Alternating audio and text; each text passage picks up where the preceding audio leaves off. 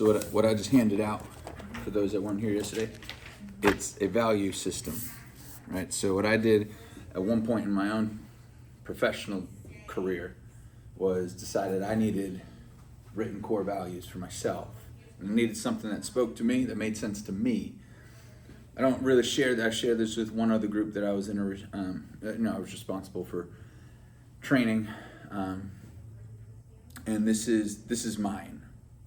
What I encouraged you yesterday, watch yesterday's video, and I encourage you to write your own value system. Write out your own core values. All right, so I have up here a handful of things. We'll get to the magic pill, but that's what we're going to talk about today. Success map. First question is, where are you now? where am I now? Where do I want to go? Where do I want to go? The emotions to get there. Why do I want to get there? The emotions, tying emotion to it. And And how do you get there? Rearrange to who, because if you model somebody else who's been there, you get success faster, right? So that's your success map, just a reminder.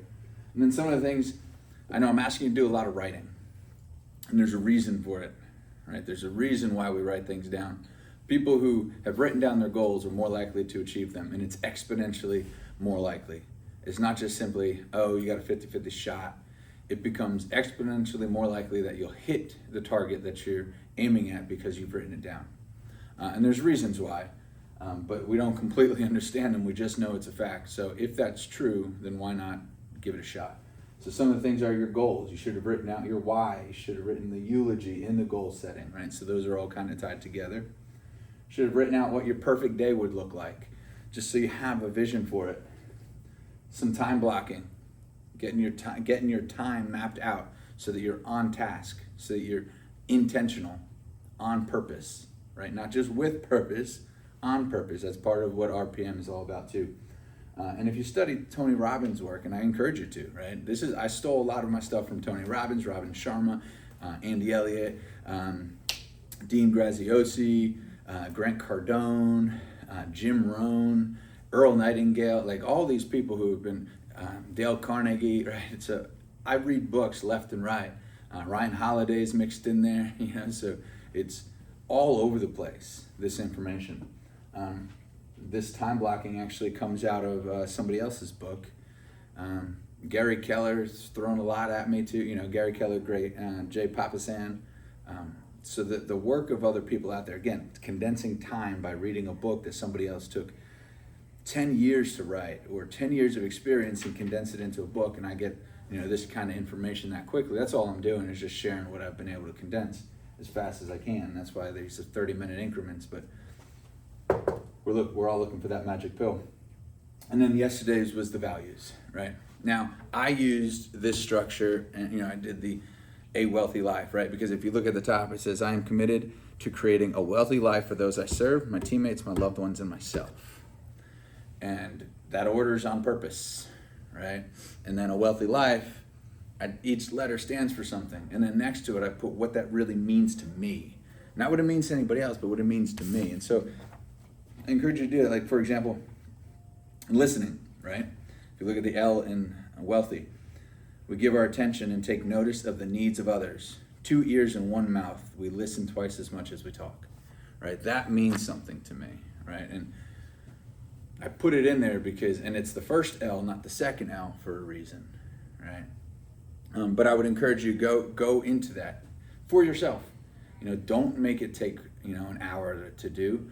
If you just start, say, what are the things? If you can't think of the full thing for yourself, and it doesn't have to be a sentence like that, right? Look at the core values we have on the wall for the company, right? It can be that simple, right? Because this works too. It's just something that you want to live up to. And it emerges out of this. You'll notice certain patterns about yourself, right? And you'll think, these are the things that matter to me. These are the things that I find important, all right? So anyway, I would encourage you to do that. And then today we're going to move on to what the magic pill is. Who knows what the magic pill is? The Matrix. What is that? The Matrix, right? The red pill, the blue pill. Grants all your wishes. Yeah. Have you found that this is very repetitive? Right, I repeat myself a lot as we go through all this information. And I've said this before, speaking of repeating yourself. When you go to the gym, you ever picked up a training routine for and you say, you know what, I've been out of the gym for a while, I'm gonna go. How long do you normally last in that first gym session? Not a long time? Have you ever gone and just pushed yourself 2 hours in the gym on your way back? I do. Right? I And do. yeah, 2 and- hours, too much. Yeah. 2 hours, okay. That's what I take my time for different things, so. So if you do that, Lifting is an hour, for sure. lifting is an hour, and then you have other cardio, right? Mhm. Okay.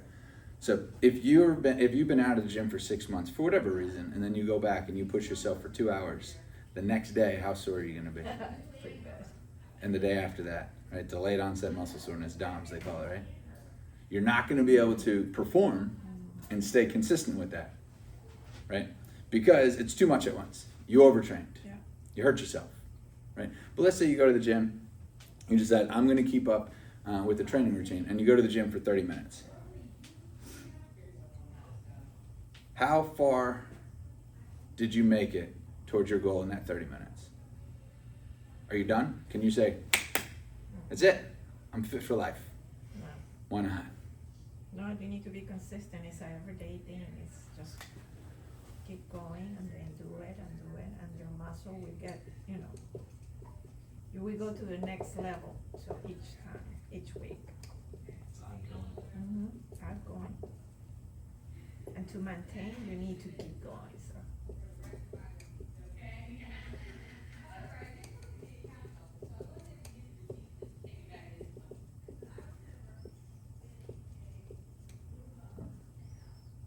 Discipline. You also said, Next level. next level, you need to maintain, you need to keep going, right? Okay. What about brushing your teeth? Every day. Brush your teeth for 2 minutes and you're done. Good, my teeth are healthy now. I never have to do that again. That's not true. So, if Consistent. in the gym and toothbrushing,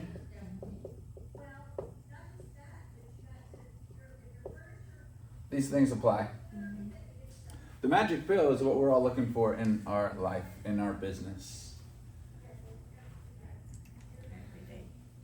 I think part of the reason that this is difficult for people to commit to, that this is difficult for people to do, is that if you start doing this, you have to accept the fact what Jim Rohn said, and I have a nice quote up here from Jim Rohn. I got this email today from my boss's boss, right? So the director of finance for Hudson sends this email, and it's a quote from Jim Rohn. I love Jim Rohn. He was actually Tony Robbins' mentor, right? Did I mention him earlier? I stole stuff from him too, right? So this is one of them. Success is neither magical nor mysterious. Success is the natural consequence of consistently applying basic fundamentals. What does that mean? What is success? Let's break that down. What is success? Your consistency right there. You just need to keep applying, like you said in the last phrase, right there. Basic fundamentals. So if you keep going, so you're gonna succeed in something. So. And that's what this says. It's consistently applied fundamentals. What are fundamentals?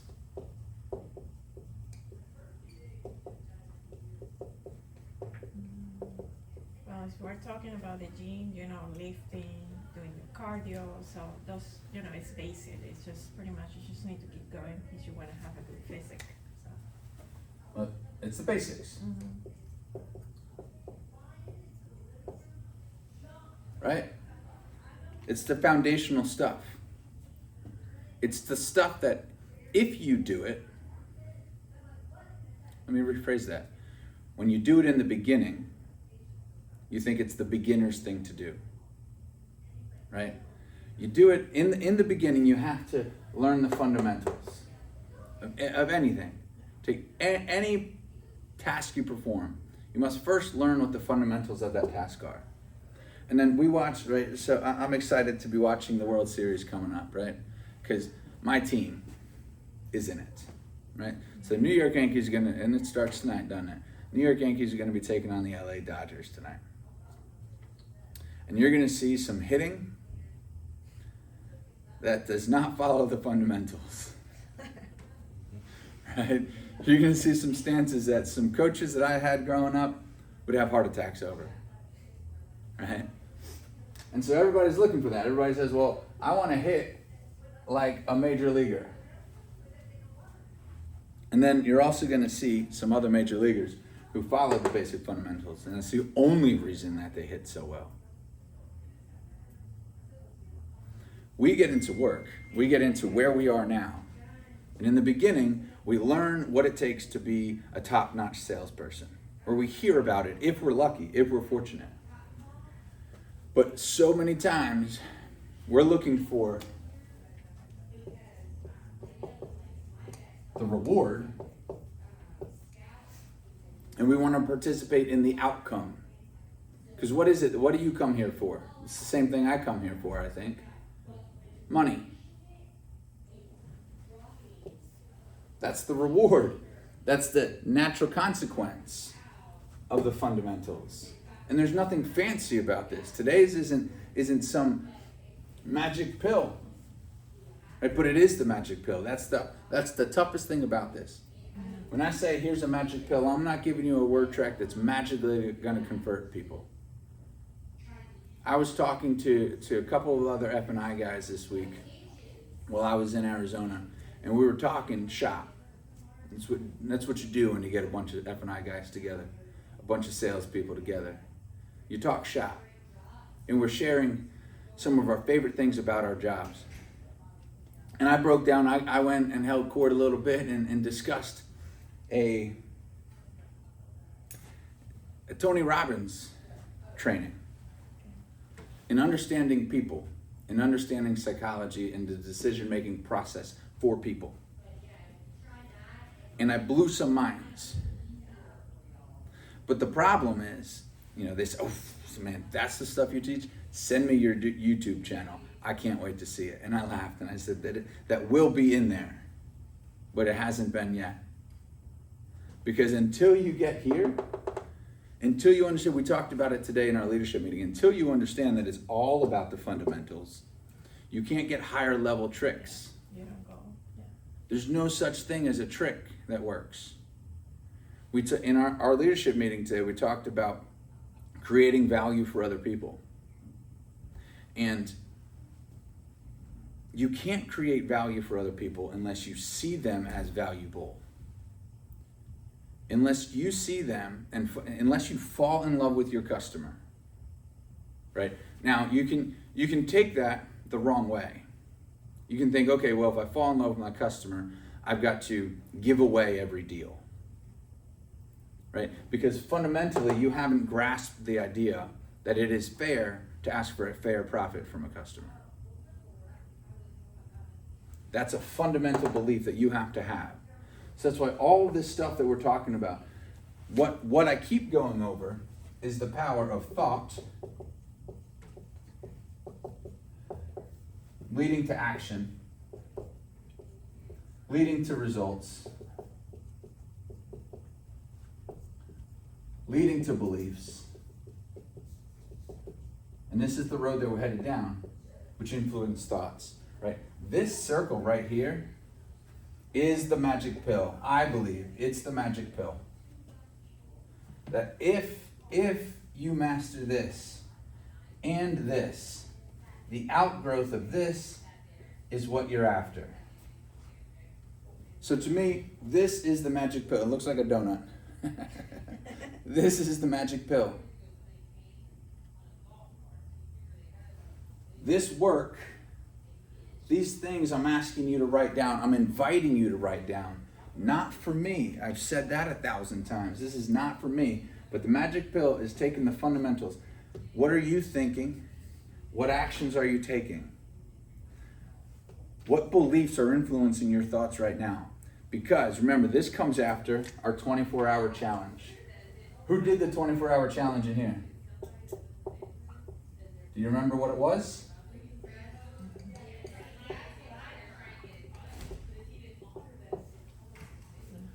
No negative thoughts for 24 hours and tracking it down. keeping a notebook or a piece of paper and writing down when you catch yourself being negative and catch yourself being negative. No negative thoughts for 24 hours. That's the challenge. Not because that's going to all of a sudden fix you, but that is going to make you aware. How many times first? How many Yes, times? it takes- How often do you go negative?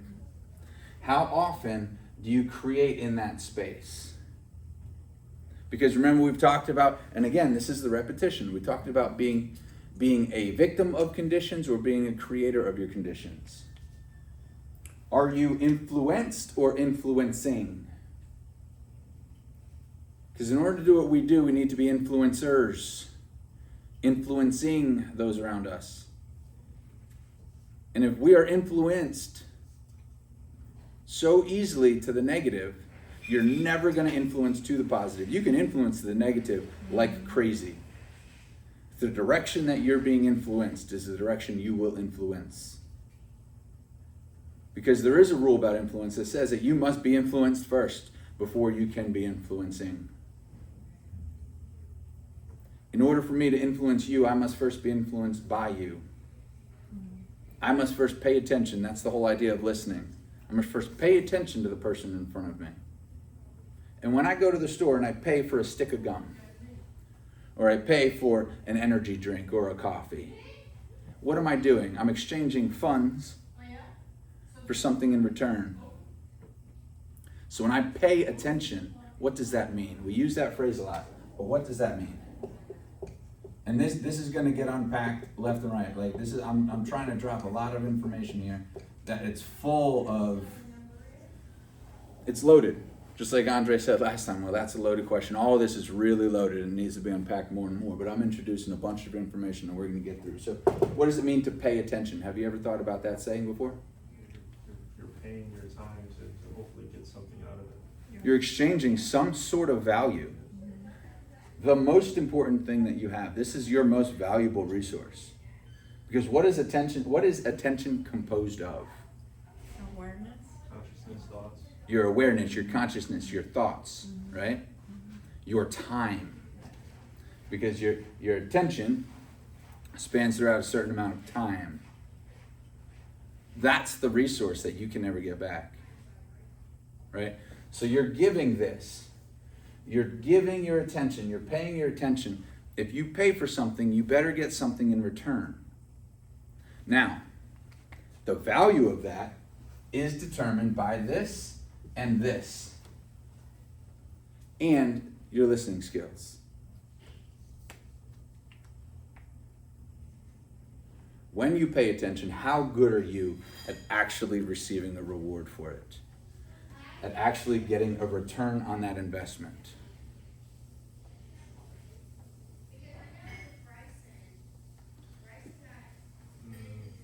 Not enough. Maybe not enough. Not enough? You're paying attention to the wrong things.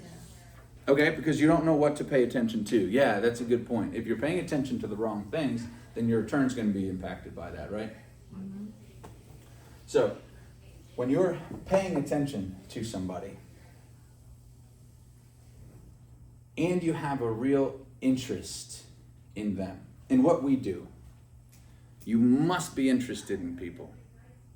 Because, and it's a trite saying that says, hey, people don't care how much you know until they know how much you care, right?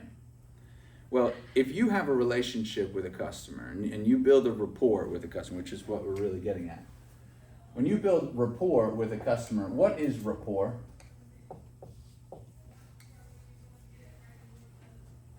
Communication with the customer. Communication. Yeah. The best definition I ever heard of rapport is a state of mutual responsiveness to one another. Yeah, engagement. Mutual responsiveness. So if I have rapport with somebody, and Elvis and I talked about this yesterday a little bit, when I have rapport with somebody, they're willing to do what I ask them to do. If I don't have rapport with somebody and I try to sell something to them, I try to sell them a car, I'm never going to get the sale, even if they want the car, right? You heard it, it's either me, the money, or the machine. Well, when me is the problem, no amount of money, no machine is going to make the sale. If they don't like you, right? Because Larry Kendall, another person I pull from, in Ninja Selling, he says people buy from people they know, like, trust, and are in flow with. Right? So the reward is what we fall in love with. Without falling in love with the work.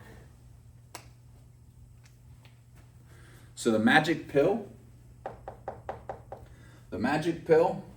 that falls in here is falling in love with the work. The challenge of catching yourself being negative is so that you can develop positive thoughts around doing the work. And part of doing your time blocking and writing out what your perfect day is to figure out how you fall in love with the things in here that are going to get you the most results, the best results. All right, so far, we've been talking a lot about foundational stuff. This is all here. This is all about how do you build yourself from the ground up. How do you start now and build a castle? Okay? So that's what Thursdays and Fridays are going to continue to be about. And I'm going to try to do our meetings between 11 and 12 on Thursdays and Fridays. Okay? I'll do my best. Today I was stuck waiting for a customer to bring funds back. He told me he'd be back within an hour, and it took him about 2.5 hours. So I got pushed back. It is what it is. We got to be flexible, right? But Thursdays and Fridays, that's what we're going to continue to do. This is the most valuable thing that I can share with you. So the next year, that's all we're going to be focused on Thursdays and Fridays. Now, it's going to get more and more complex. It's going to continue to build on itself. We're going to unpack ideas in here that you're going to have, like I did, aha moments and go, that's the thing. It was, God, he said it the first week and I didn't see that. Right? I told you I went through these things over and over again. And I still, on my way home yesterday, I was listening to another Tony Robbins. On my way in this morning, I was listening to another interview with Tony Robbins where he was saying the same things I learned in that Unleash the Power Within seminar that started my whole trajectory on personal and professional development. But we're going to unpack. We're going to go deep. There's going to be times where we go off script. And like last Friday when we had an exchange and it became a conversation, because this is all about you guys. This is about what it takes for you to develop. And so sometimes it's going to be one-on-one, but these classes are going to try to unpack as much as we can. I'm going to start doing a video training series on Monday, Tuesday, and Wednesday. I'm not going to meet up here. It's going to be something you have to go into the WhatsApp. I'll post it in there. Mondays are going to be focused on what you do to get people in. What's the lead process look like? How do you create business? Right? Because Monday starts the week. Tuesday is the middle of Monday, Tuesday, and Wednesday, so it's going to be what happens when you get them here. How do we improve that dimension of our business, of our sales process? And then Wednesday will be focused on after the sale. Okay? So getting them in, when they're here, and once they're sold. That's going to be the structure. So there are no magic pills that you're going to find in there. There are no magic pills. Now you're going to hear some things in there and go, damn, why didn't I think of that? Or, I know, why haven't I applied that? I know I should be doing that. Right? But those are going to be, so Monday, Tuesday, Wednesday, that video series, and it's going to be myself, Johnny's going to help me with it, Tony Wagner's going to help me with it, right? We're going to be sharing and trying to develop skills on Monday, Tuesday, and Wednesday. Those skills will do nothing for you if you're not swallowing the magic pill, which is all the stuff on Thursday and Friday. I promise you there's nothing more important than what we're doing on Thursday and Friday. This will work in the short term. Monday, Tuesday, Wednesday, the skill stuff will work in the short term. But what separates those who are excellent and those who are outstanding, it's not skill, it's mindset, it's psychology. So as I unpack and you grow because you've chosen to, right? Me doing this will do nothing for you. You're the one who has to do all the work. Execute, yeah. That's the key. Right? I can't do this to you. I can't do this for you. All I can do is show you a path, and you've got to take the steps. You've got to take the journey. You've got to do the work. You've got to fall in love with doing the work, even and especially when you're tired, especially when you don't want to do it. Anybody can do something when they want to do it. When you're excited about making the phone call, anybody can make that phone call. And we're going to talk about, one of the things coming up we're going to talk about is how to manage your state. One of the most important things that you can do is manage your state. Because when you're in a peak state, your performance is natural. You can influence your customers when you are in a peak state. But if you can't manage your own state, you will never be able to influence your customer, because you have to put them in a peak state. You have to put them in a buying state. And how are you going to get them into a buying state if you can't get yourself to manage your own state? Again, that's why this is the most valuable stuff. This is all about state management without even knowing it. How do you play at the highest level all the time?